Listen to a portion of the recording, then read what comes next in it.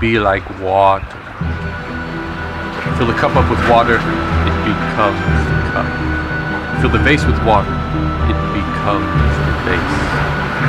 Fill the teapot with water, it becomes the teapot. Be like water, friend. Same thing with crabbing.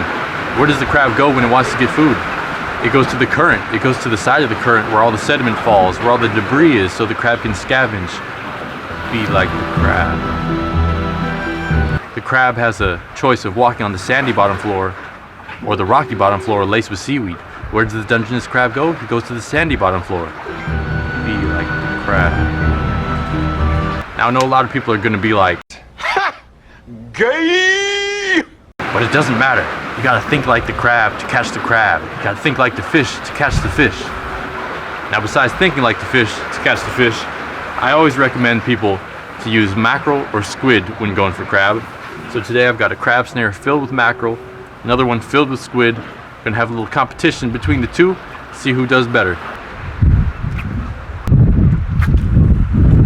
All right, let me take you to the North Jetty.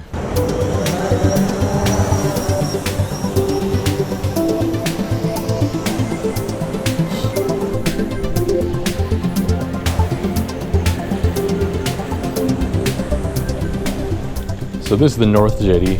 My theory is that over here there's a lot of rock crabs and no Dungeness crabs because on the bottom ocean floor it's all rocky and kelpy. Now if you come over here to the South Jetty, there's not as many rocks on the bottom and it's mostly sandy beach, and that's the spot that the Dungeness crab like to hang out at. All right, you're going to be reeling in the squid first. Now it's important when you're on a jetty to find a spot where you can land the crab or land the fish easily. So before I set up, I always find a spot where I can walk down and stand somewhere where if I do have a crab, I'll be able to pull it right up easily and I won't lose it. So this is squid, first try, let's see. Oh yes, yes, yes. Oh damn, it's big. I knew it, I knew I had one. What do we got here though? I'm in a good spot to land it. Ooh, it feels nice. I don't know what the hell it is. It's got to be two of them or a big one. Oh, wow, that's a big one. That's a Dungeness crab. Oh, I just got him by the claw, I think. It's a male too. It's a male. It's a nice one. Oh yeah. Oh, get over here. Hell yeah. If that ain't a keeper, I don't know what is. All I want is a couple for dinner.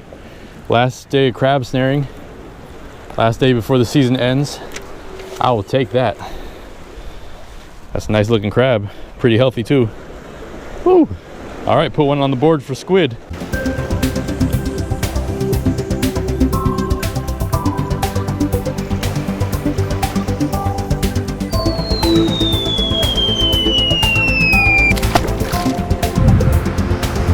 Now you gotta wait about 8 minutes. See, when you're ready to bring in the crab snare, you wanna just get your line tight without moving the snare or else it might scare the crabs away. And the next thing you wanna do, point your pole kind of towards the horizon. So when you pull it back, you pull the pole back and you reel at the same time. And when you're reeling, you don't wanna be all jerky motion like that because that's just gonna lose the crab. It's gonna open the crab snare loops and you're gonna look like a fool in the meantime. So you just want everything to be smooth. Like that. Okay, see, I got one. Now, all I'm doing is reeling it. If you got a strong reel, that's all you need to do. Just reel it in, nice and steady. Don't be jerking the pole like crazy, or else it's just gonna be opening the crab snare loops. And when you get the current pulling it towards you, just reel it a little faster. And if you're on a jetty like this, it's important to when you can bring it in like that and just bring it in nice and calm and steady. Just keep that pressure on the crab.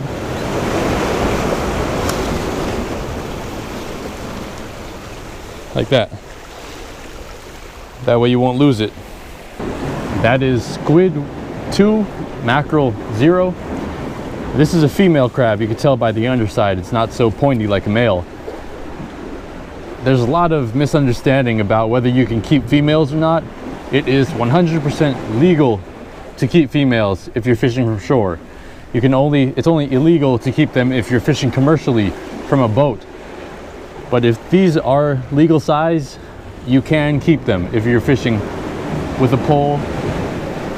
But I mean, this is small anyway, and I probably wouldn't keep it anyway, so toss it back. All right, look, I'm showing you a little secret. Sometimes when you come out to the jetty, you'll see people fishing, like a surf rig, something like that, pieces of shrimp, 5-ounce weight, and they'll be casting way out there. A lot of times they won't pull in anything for a few hours. But when you're on a jetty like this, a good trick is just cast like 5 feet, literally 5 feet in front of you. Because that's where a lot of the holes are, and that's where a lot of the fish like to hang out, in the calm shelter. So watch, I'm cast out 5 feet or so, and I bet you if I can find a good hole, something's gonna bite. Another good thing about the jetty is that you can just walk along the entire jetty and just cast in any of these deep holes that you see. Chances are you're going to run across some kind of a rockfish, or you'll run into a little school of perch. Got one. What is it now? Rockfish or what? Cabezon? Oh, a little perch. Ha ha ha. There's a fish down here. There's a hole down here too. If you can see that pole, just wait for the current to wash that shrimp around in that hole, and it'll start biting. Oh, like that. You saw that?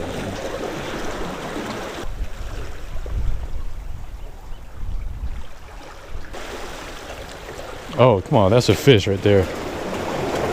Yep, cup greenling. I knew there was a fish down there. These are pretty nice. Thing's too small though. They need to be 12 inches. Look what I just got. Good 7-incher right here. Caught on squid. That mackerel is really not doing too good, so I'm just going to change that crab snare to squid. Fish both of them squid. I think we found out who the winner is.